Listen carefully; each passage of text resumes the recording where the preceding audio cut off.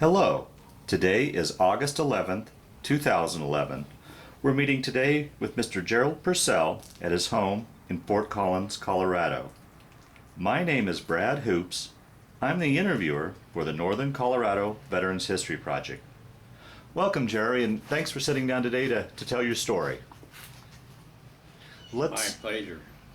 Let's start out, if we could. Tell us a little bit about yourself, your date of birth, where you were born, a little bit about your family. Born 16 December 1928,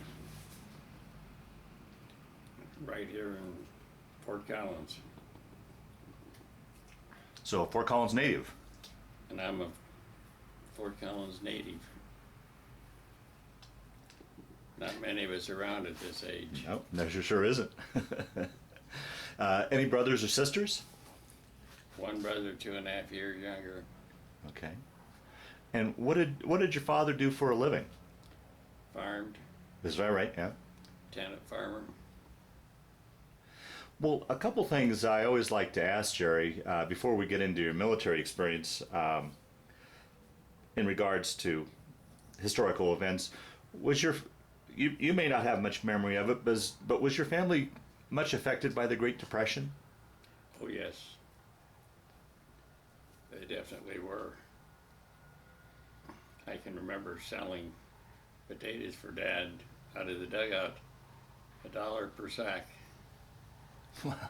Whole 100-pound sack of.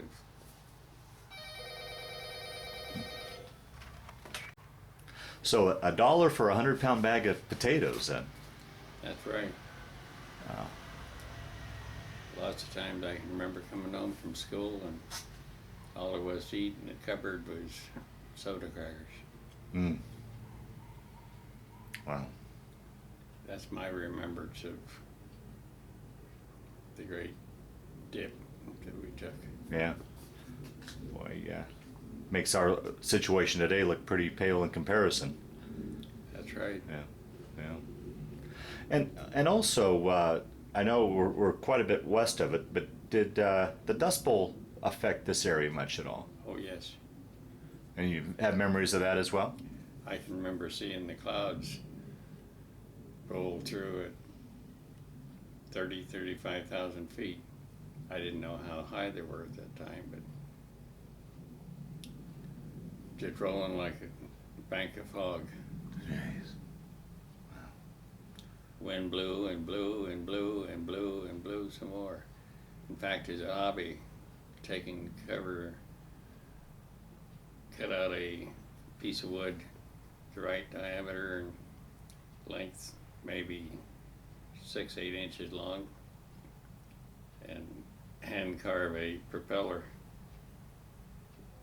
Just drill a hole through it and put it up on a post or out where it got the wind, and it would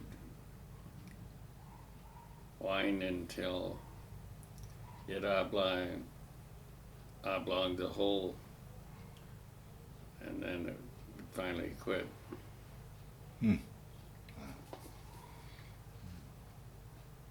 So then you went through the school system here in Fort Collins, graduated from old Fort Collins High, or? Graduated from Alt Okay.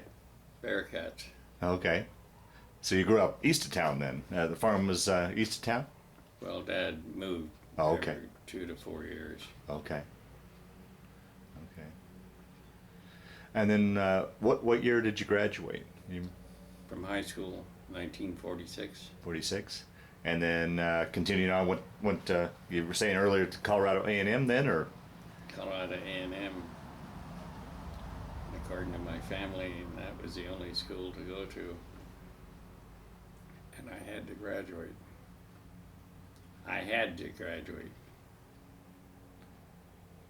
Absolute requirement.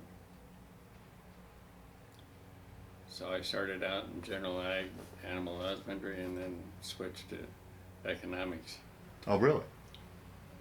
where I ended up staying throughout my entire college career.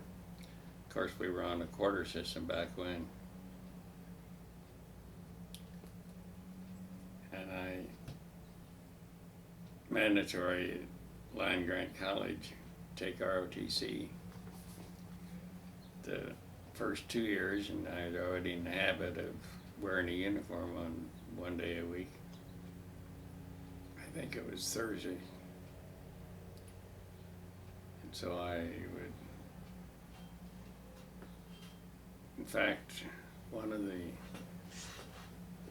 friends of mine that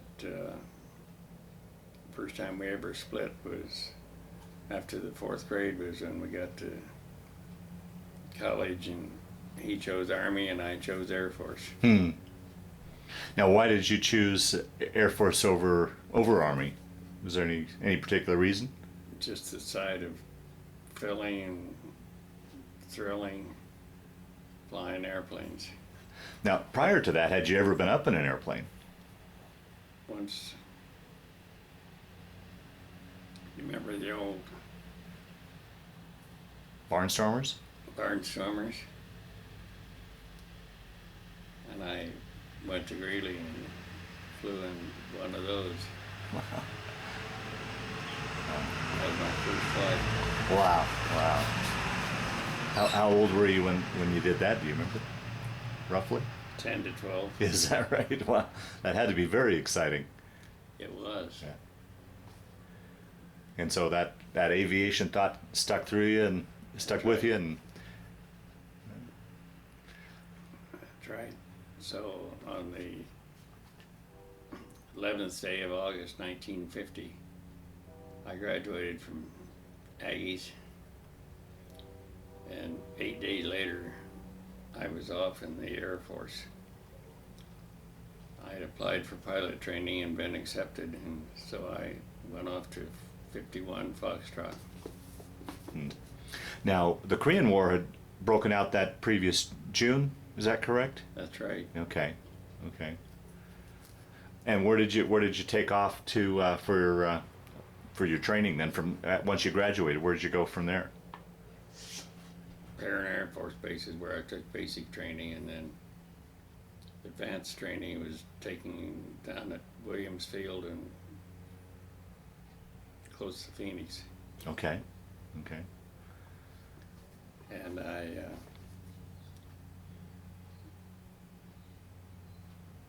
ended up getting eliminated from the program Why was that? What 6 weeks before I graduated. Strictly political. is that right? Yeah. And what happened exactly, or if you'd like to talk about it? Instrument. I was as good a pilot as there was in the class. In fact, I graduated from basic being in the top 10% down at Perrin Air Force Base, and I wanted to fly the P-51s, and they reserved those for the West Point and Annapolis graduates. Said I was going to go fly the new jet. So the F-80 jets, T-33 was the trainer. It was my first flying experience in a jet. And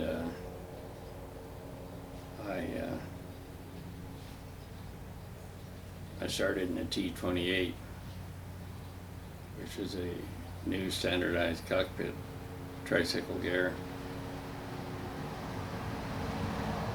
Harold E. Cusick was my instructor's name. And he wanted a 5-degree turn 90 degrees and snap it out. He's meaner than hell to an airplane. And he eliminated me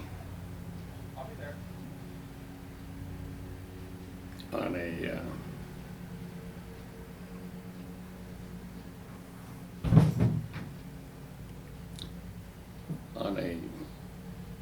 false claim that I couldn't fly the airplane.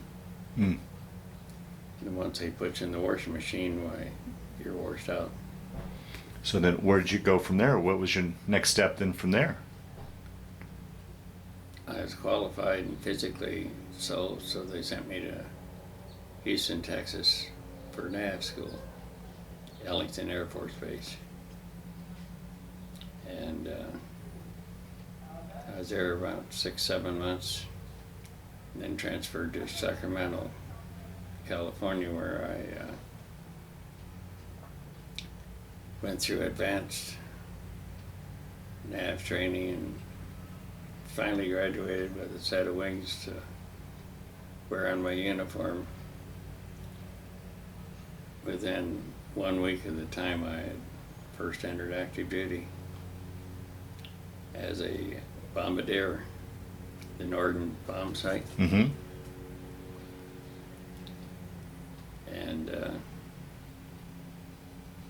that's why I wear AIDS.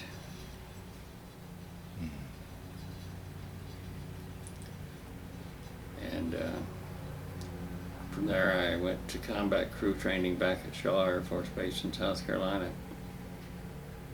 And from there, Camp Stoneman on the West Coast before I debarked for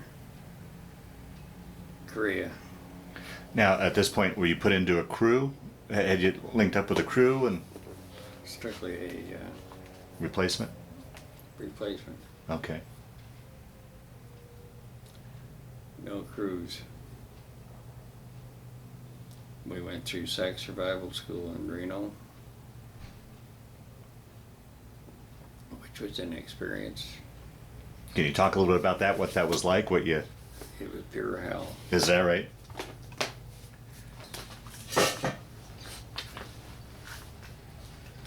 Take us out in the woods and took care of us for about 3 days.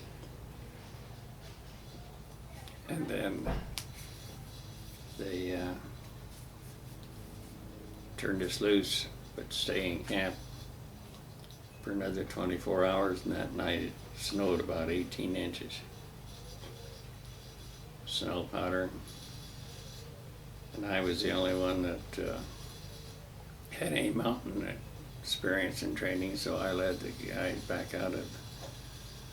And the fame to claim is we're the only crew that, out of 9 crews, that got back without being apprehended by our theoretical enemy. Oh, is that right? And I lost a facing off from one of my fixed bridges. Wow. Now, when you say you had mountain training, is that just from growing up here, or did you have training while in the service at any point? Mountains Yeah. that Okay. I grew up with right here. Gotcha. Okay.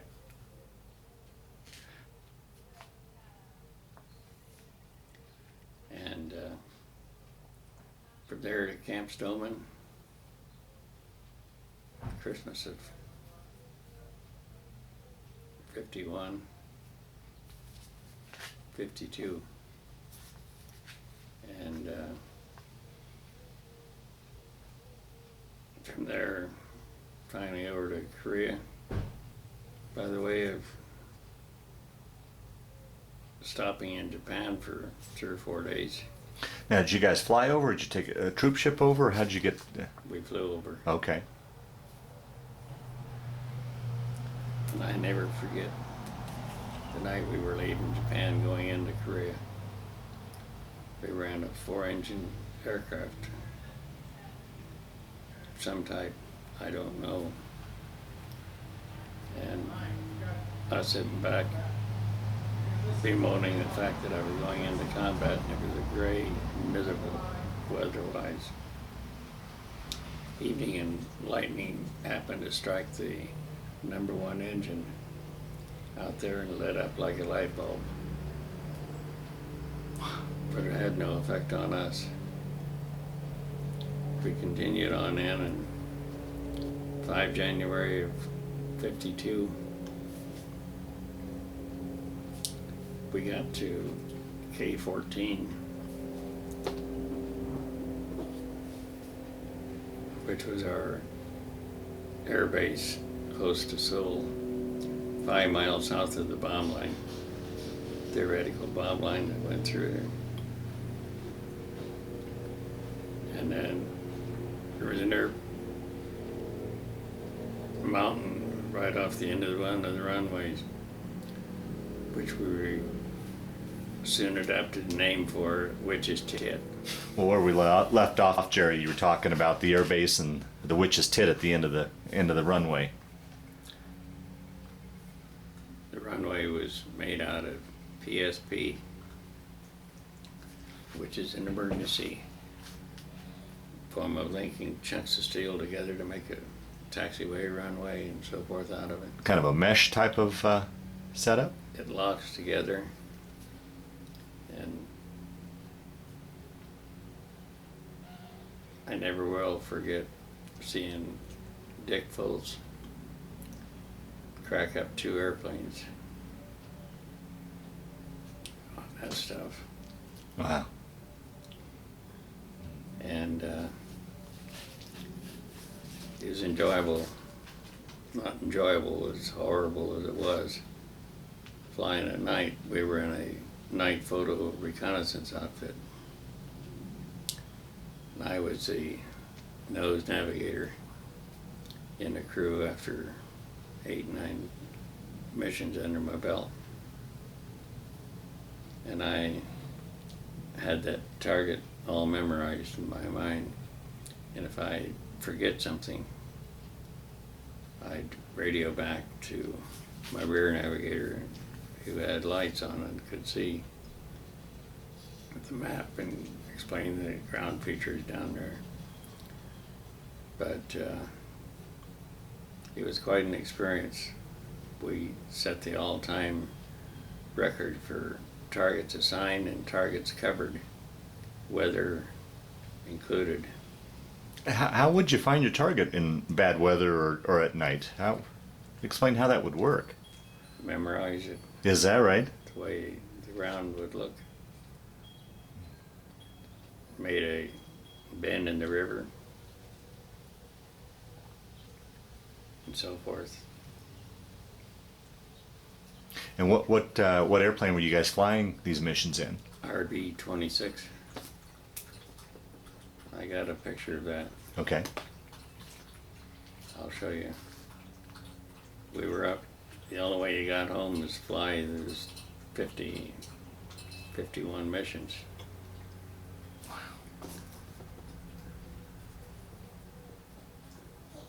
And one day I volunteered to take a special day flight.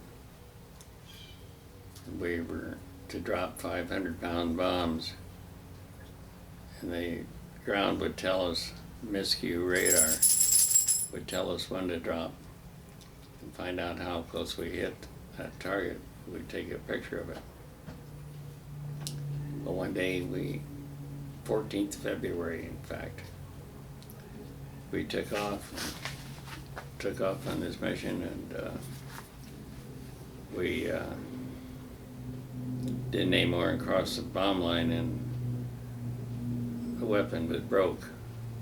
The radar wasn't broke. So continue flying north for a free drop. Well, we got north and north and north and north and north. I kept calling out targets of opportunity, and they said continue vectoring 300 degrees, 330. And so we did, and finally they told me your target's right at your left. And I looked down there, and there was nothing but thatched roofs on little buildings. And once they told me that was a target, as an old bombardier, I knew we were too close to drop the bombs and do anything. And so suggested to K.O. Johnson, the pilot, pull a 180 and come back and hit him on the return trip.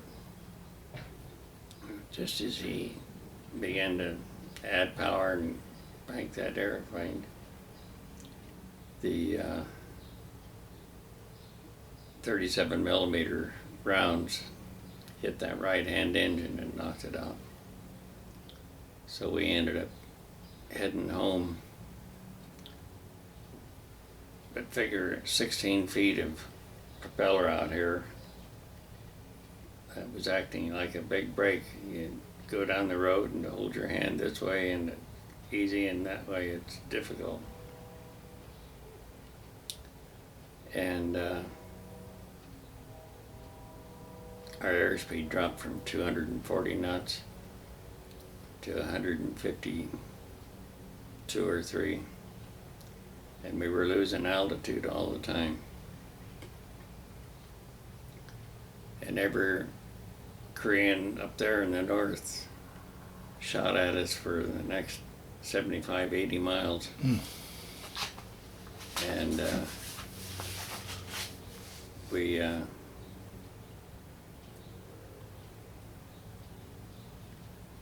were coming down in altitude all the time, and over there, picture a mountain range here, and we're flying down the valley in between the two.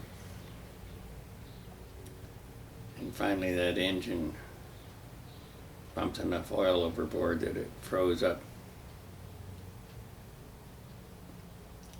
And that's when we were able to hold our airspeed and our altitude. Ah, jeez. And there was 10 million chinks down there waiting for us, and I had my 45 out.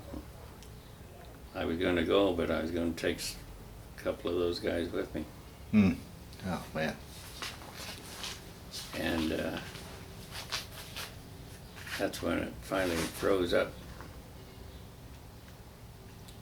So we were only 5 miles from the bomb line, and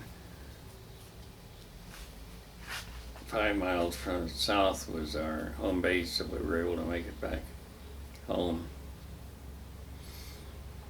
And I got a picture of the aircraft in here. Silver nacelle on it. And then on the 12th day of June that year, I had my 51 missions in. And that one mission was your roughest of the whole lot? Oh, yes. And I take it you had enough altitude to get over the Witch's Tit, enough power to get over the Witch's Tit and land? Yes. Yeah. Oh, that must have been a frightening flight home. Well, it was. It was indeed. Came home and went from there to the same place I got my original wings, Mather Air Force Base, Sacramento, California. There 3.5 years, and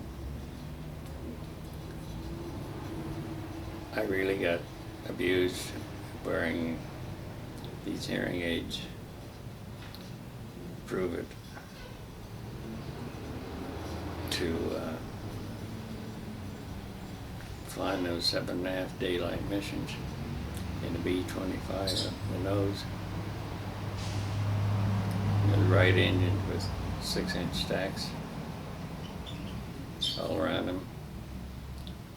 And nobody ever even heard of earplugs in those days. Oh, jeez.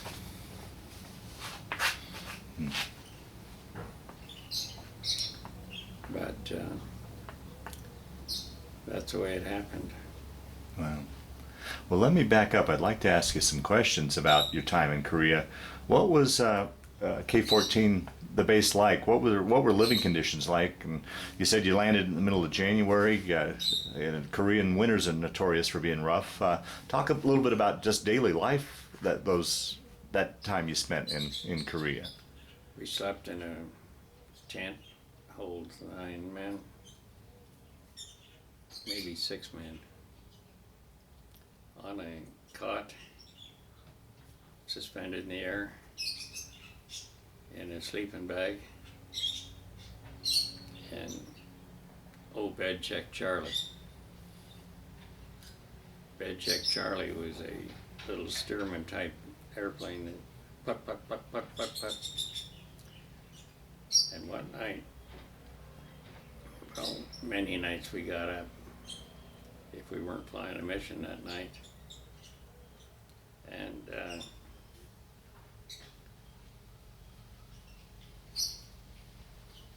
we heard, well, one night we'd flown a mission and was back eating a warm breakfast and playing ping pong over in the officers club, which is typical, let down and unwind. Okay. And all of a sudden we heard an explosion come over, and it was like a hailstorm. The rocks and gravel, and when that quit hitting this metal building that we were in, put, put, put, put, put, put, put. Bed check Charlie had dropped a bottle, handmade bomb right in front of the only PX that we had. That's where you got your cigarettes and toothpaste and so forth, toothbrush. And that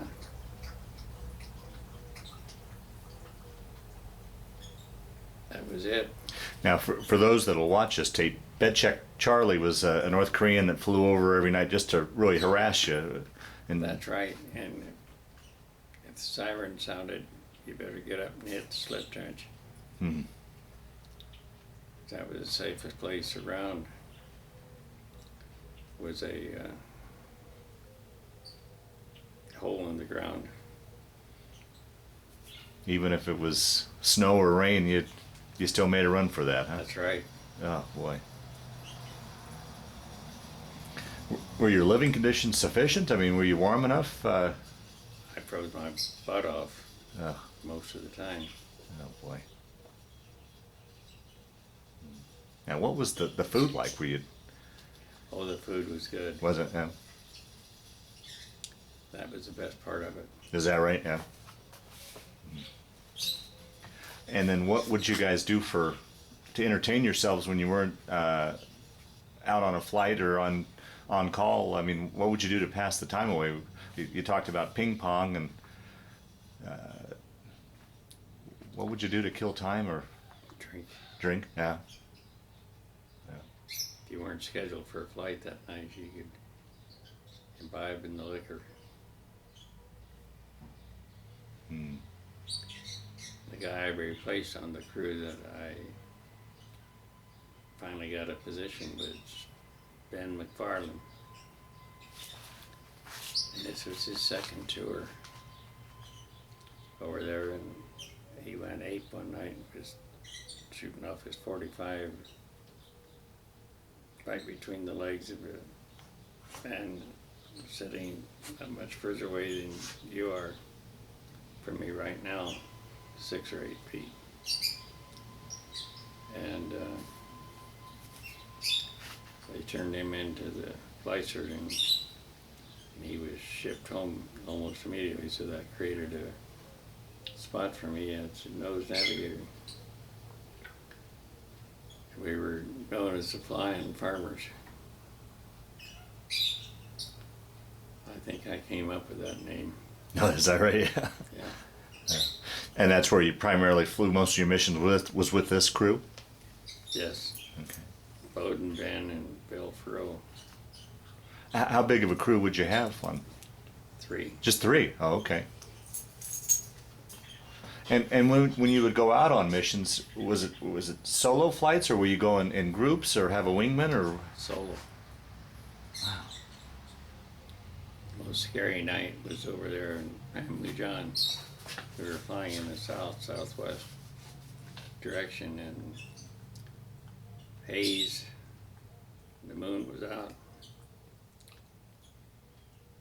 but ever so hazy. And I looked up just in time to see a approaching airplane lift his wing up, and would have hit his head on. Oh, jeez.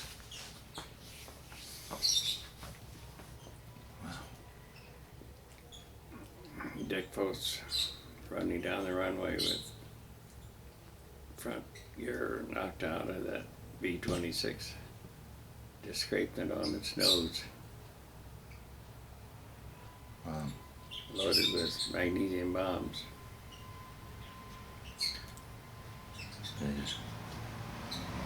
We would have our target ahead of us at night, part of all the target planning. And had a timer that we could adjust, drop it so many seconds, and then it would automatically explode and create a light and like a flash bulb going off. And our K14 or K17 cameras would see that light and take a picture. And if I happen to be off and Bill had the airplane up and wing high, we'd take a picture over there, not directly underneath us. So it was an exciting venture of teamwork. Now, would you operate the cameras as well? No, it was mounted in the belly of the airplane. Oh, okay.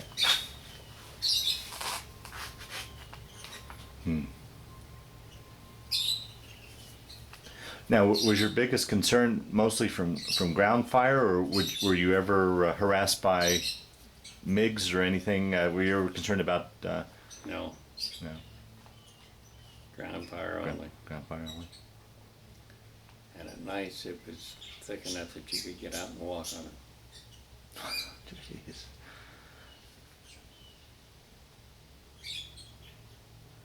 Amazing. How would you prepare? I mean, for someone like myself who's never been in a situation like that, how would you prepare yourself, knowing when you're going off on a mission? How would you mentally prepare yourself for something like that, knowing that it could be my last mission? I could. That's right. I'd look at the ground and see those poor bastards down there, grunts, as we called them in the Army, firefighting back and forth, and they were wet and cold and windy and miserable. At least if I got it, it was going to happen that fast. And I'd get to go home and have a warm breakfast or something to eat. Yeah. Wow. And during that period of time, you know, I look at your situation. You weren't in the best of. I mean, you still had you weren't like the grunts. You still had a tent to go back to, but it wasn't the best of living conditions, and the constant stress of war. How do you think you made it through that period? Stressful. Yeah. How did you handle the stress? I mean, how? Thank the good Lord above us. Yeah.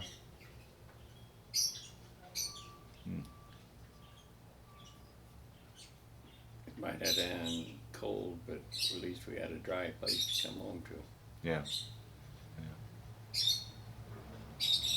During that period of time, were you ever pulled back for some R&R, or was it that whole? Oh, we got a couple R&Rs over to Japan, where we could drink and see the girls dance. And a lot of the guys were going further than just dancing with them.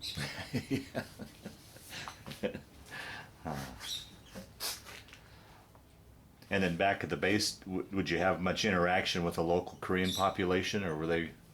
Did you ever get in? Shoe-shine boys wanted to shine your shoes, and they were so hungry they'd eat the toothpaste. So those shoe shine boys would eat toothpaste. They were so hungry. Was that the general population like that? As far as we knew, we didn't have any contact with the outside population. Oh, okay. Yeah. Did you ever get into Seoul for leave, or was your leaves primarily just back to Japan? Seoul was a bombed-out city. Is that right? Oh boy.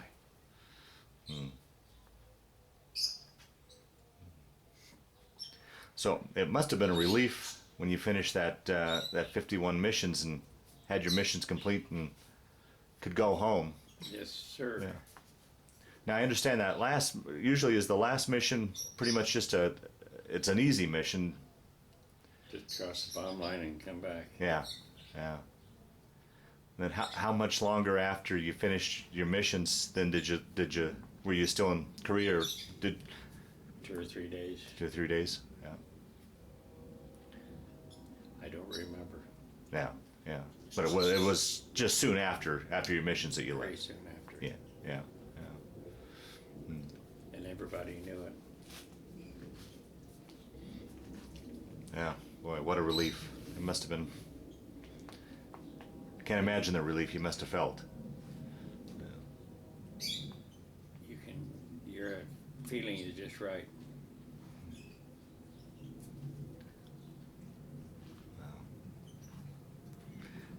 And then did you fly back to the States from there then, or? Oh, yes. Yeah. From Tactical in Japan. We flew into Honolulu, then on into, I forget where we landed in the States.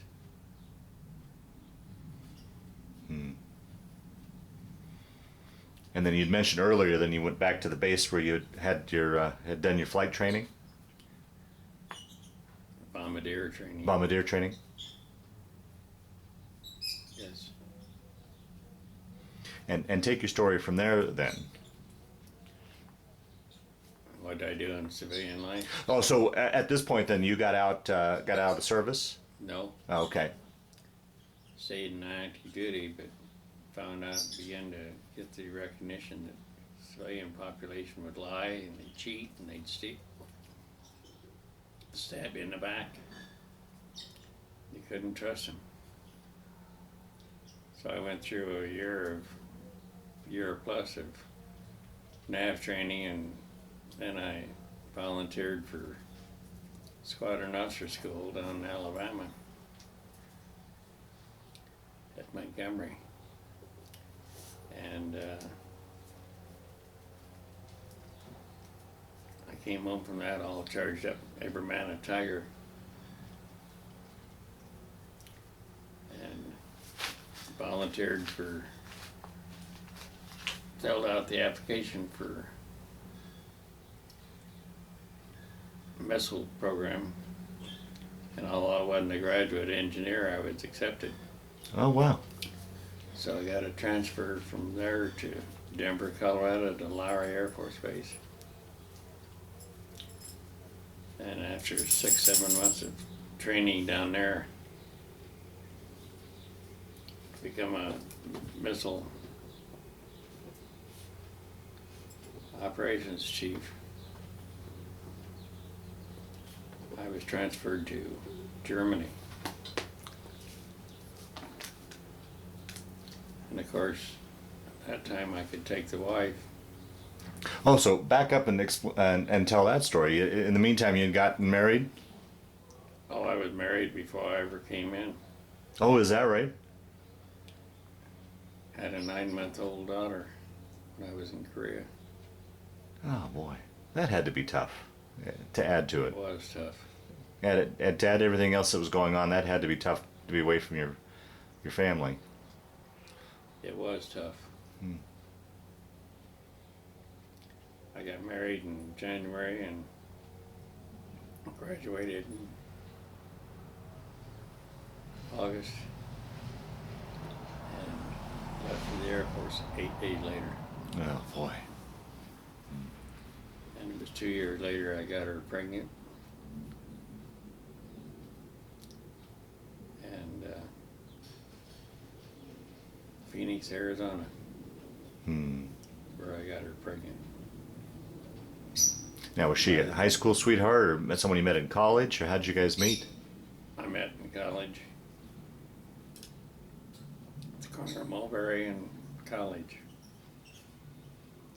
She was walking down the street and I was in my shades and my dad's 1948 Studebaker Commander convertible. Good looking, sexy convertible. And I followed along talking to her. She walked down the sidewalk and I finally convinced her to get in the car and let me give her a ride back to the dorm, which she finally did. And a month later, I called her and asked for her first date, and it was almost love at first sight. Wow. And lasted 37 and a half years. Oh, wow. The lady you just met, Betty, is my third wife. Married a German first, English lady second, and Costa Rican lady third. Hmm. By far, this is the best. Is that right? Yeah. Hmm. Hmm. She takes just such excellent care of me, hand and foot.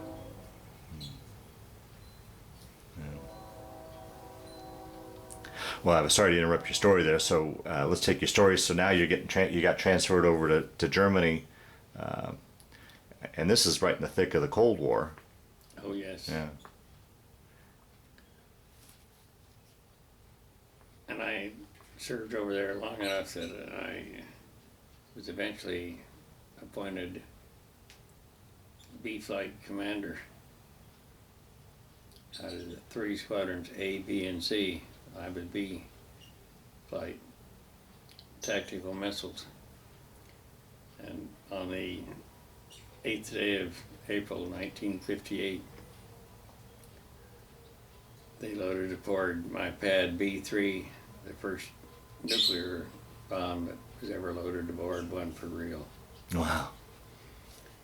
The Russians used to come down and take pictures, and I'd go out chasing them and shooting at them, and it was amazing. Wow. Lived on the economy for 3 or 4 months.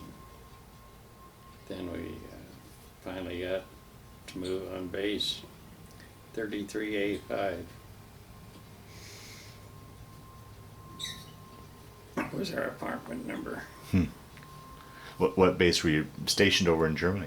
Han, H-A-H-N.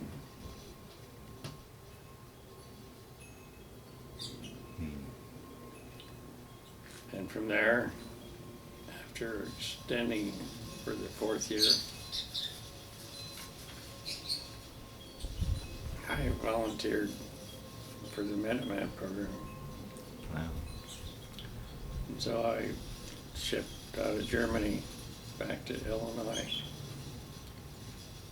where I helped acquire and design and train all the equipment, all of the Minutemen, 2 or 3.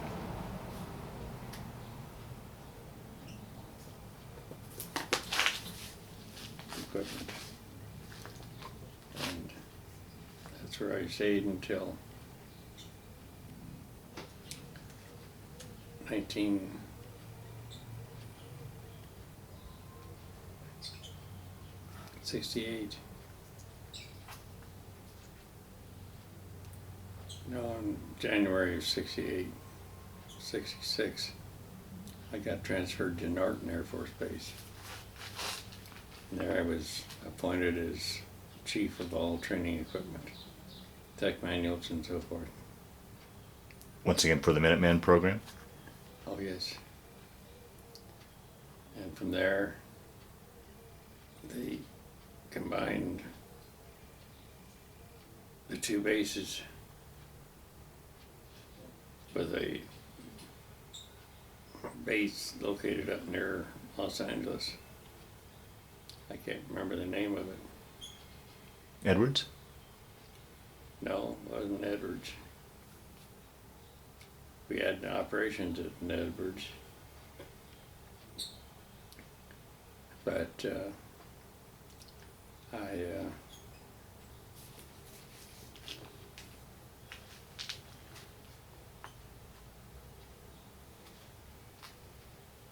got assigned there as chief training officer until they combined forces. AMLO and the annual, I don't know what the name of it was, SAMSO, Space and Missile Systems Organization. They kind of did away with my position, and so then I got a transfer down to Arnold Engineering Development Center, named after General Hap Arnold. And I was there 2.5, 3 years, and all of a sudden Nixon said, "Purcell, your 20 years are going to be up on the 31st of August, and you will retire." So I missed my next promotion by 16 days, being eligible to meet the board.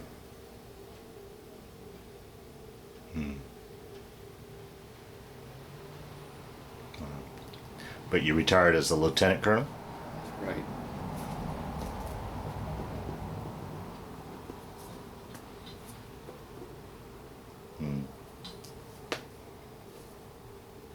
So where'd you go then?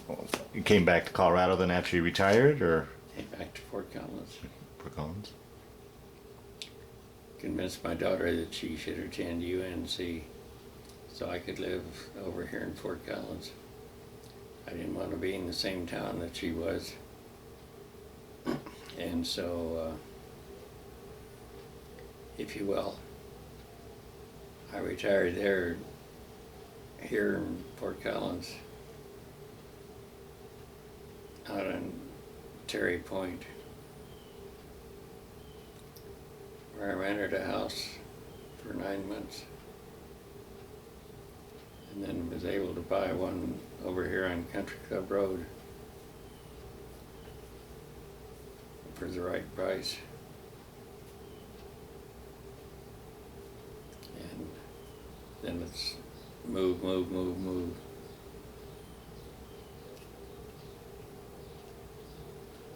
Oh, I built a mountain home,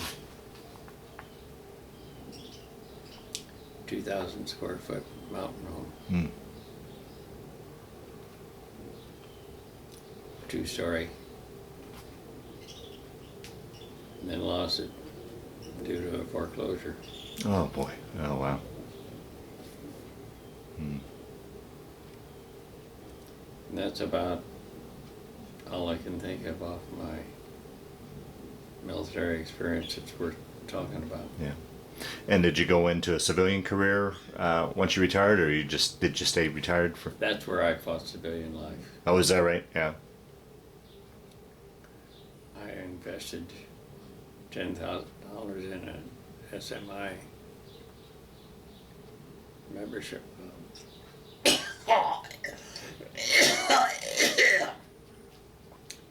And found out you can't trust civilians hiding their hair. They lie, they cheat, they steal, pull a carpet out from underneath you, stab you in the back.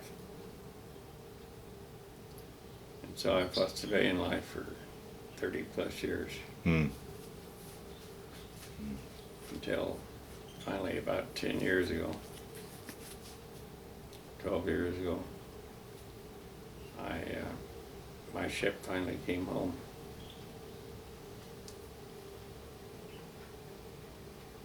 The one carrying some money, that is, which enabled me to bought this place free and clear,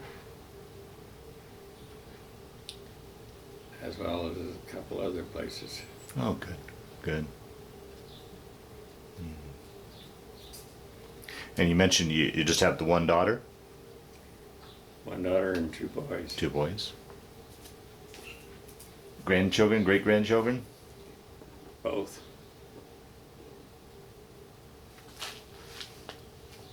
Two legal great-grandchildren.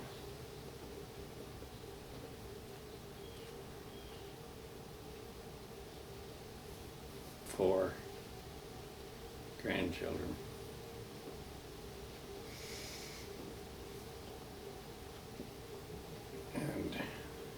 That's it. Yeah. Now, through the years, have you did you keep in touch with the guys you served with over in Korea? Was there any sort of reunions, anything sort of Oh, yes. like that? Yeah. In fact, in 1990, we hosted a nationwide reunion down in Colorado Springs that was well attended. Over 200 people there, Wow. along with wives and kids and so forth. The night we had our big dinner. Hmm.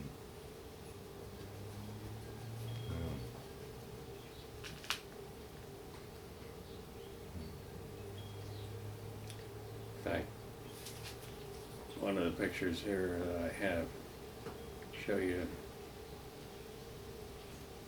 World War II, Korea, and then a select number stood with me on the wings of that B26 that I got shot down in.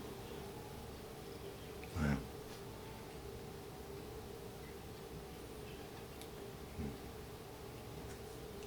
And I could nitpick all day long experiences that had occurred, but I won't take that much time.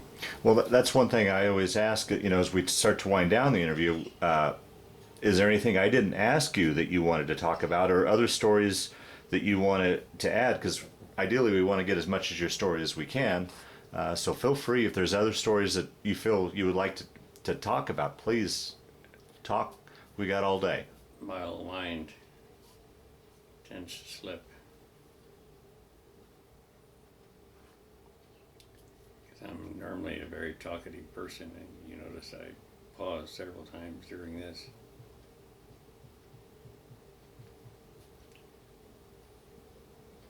Just thinking of the details. Yeah.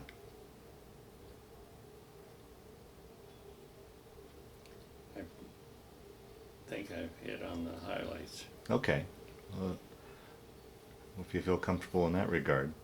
How do you think, one of the last questions I always like to ask in these interviews is, how do you think that experience, well, any time in your military experience, but in particular that time in Korea, those 51 missions, how do you think that affected your life or changed your life or played a role in your life, or was it just simply just a chapter in your life that you went through? How do you think you would answer that? A chapter in my life that I went through. Is that right? Yeah. Just another phase of life that you accept. Reminded me of that commercial of the guy suffering from mesothelioma, and as a high school graduate, he did what was supposed to be, but that was just part of the job. You've seen it. And in combat, that was just part of the job.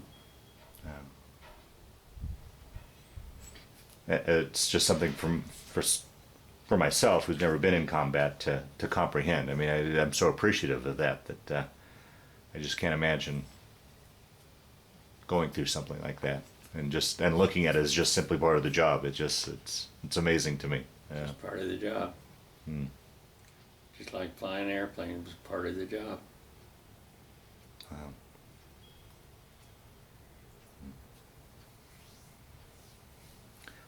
Well, Jerry, if there isn't anything else you'd like to add, we'll start to wind down the interview then. Let's do that. Okay. Well, I want to thank you for sitting down to tell your story today, but more importantly, I want to thank you for your service to our country. You're welcome.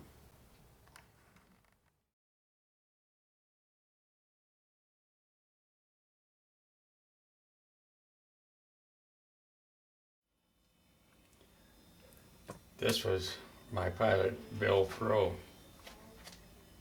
Wild Bill, we called him. Huh. And here's a picture of the airplane that we got. See that right engine has been replaced. New nacelle and so forth. That's an RB-26. And there I am.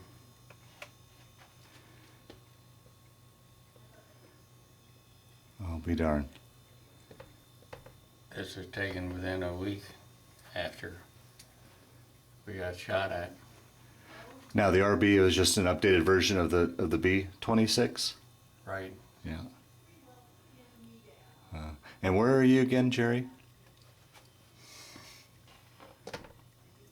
I think that's me. One of these two. Okay. I think that's me.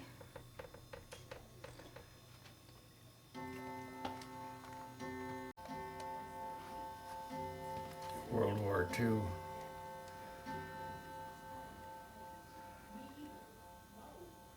The World War II version. And then the top picture is both groups together. Yes. Yeah. Now, where was the World War II squadron stationed at?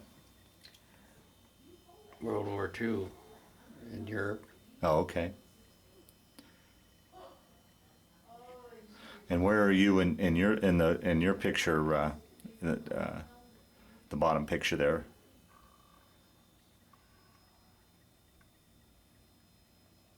There I am, right there. Right there.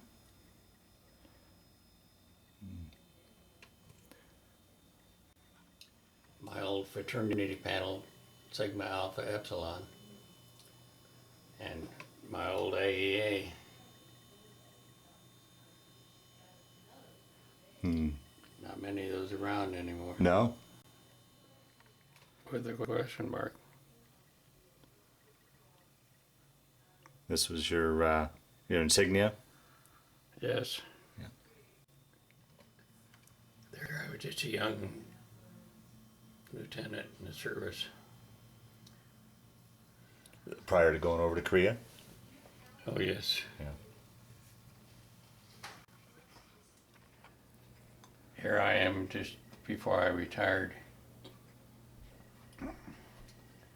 No wreath over my wings, which I qualified for, which meant craftsman, master, navigator. And that's a promotion you just came up 16 days short of? No, changes to a full eagle. Oh. There's a picture of me in uniform, which is the same uniform that I retired in 41 years ago. And you still fit in it. And I still fit in it. No alterations whatsoever. Very few people can say that. That's right. Yeah. Very good. Here's a picture of me in pilot training with the 50 Mission Crush in my hat as a young lieutenant.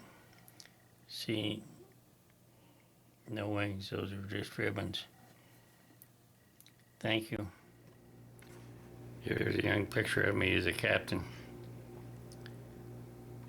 in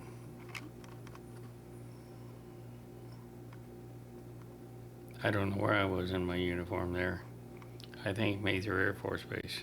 Okay. Sergeant Prentice Mellion made a copy of this. Look at the detail in there. I'll be darned. Off from another 5x7 picture which you saw just a moment ago. Yep.